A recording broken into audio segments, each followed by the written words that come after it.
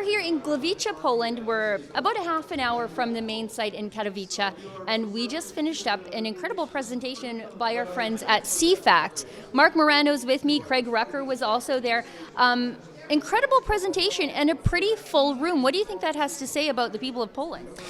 The people of Poland are having none of this, Sheila.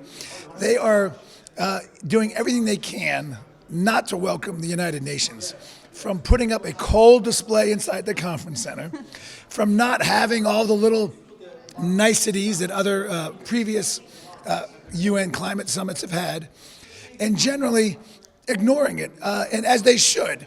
80% of their energy comes from coal, and the overwhelming message from this conference is keep it in the ground.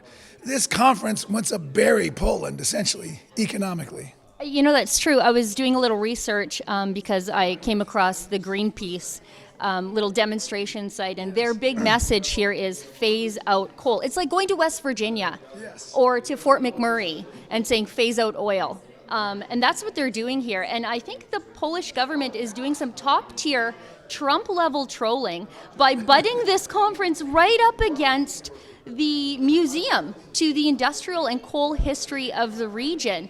And like you pointed out, you really can't tell that there's a UN climate change conference going on in town. You and I were in Morocco together. It had a festival-like atmosphere.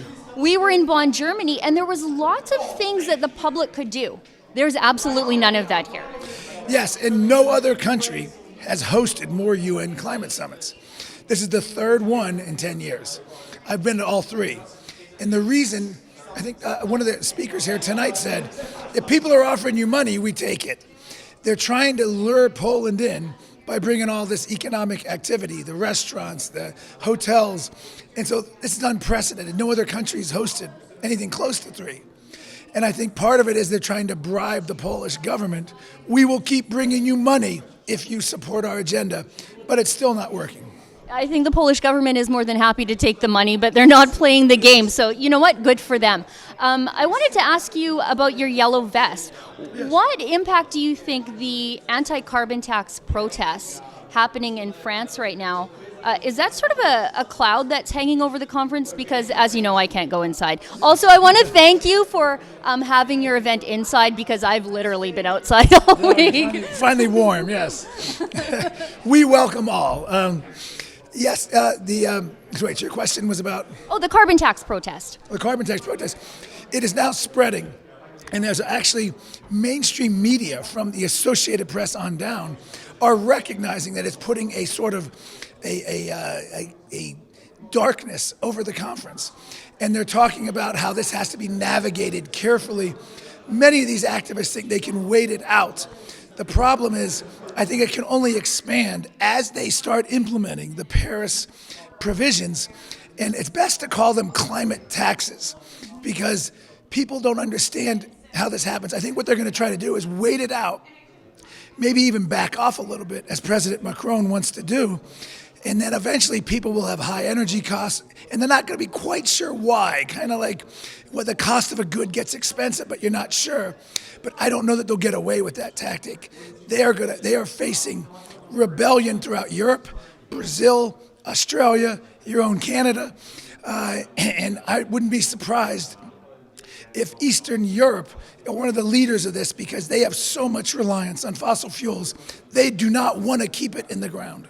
Right, and I mean, Eastern Europe is very reliant on Russia, and for their gas, especially through Gazprom. And it's so funny to see policies from the United Nations, especially with the idea of phasing out coal. Well, if you phase out coal, you're immediately going to enrich Putin by enriching Gazprom, and these people, for the most part, are Russia deranged, but they can't see the skip in the logic there. No, they can't. They're benefiting Russia here while they worry about what involvement Donald Trump's campaign may or may not have had, and that's turning into a joke because there's nothing to do with Russia back home. But interestingly enough, yes, what ends up and interestingly, Russia was one of the countries that refused to sign on to the IPCC report at this conference.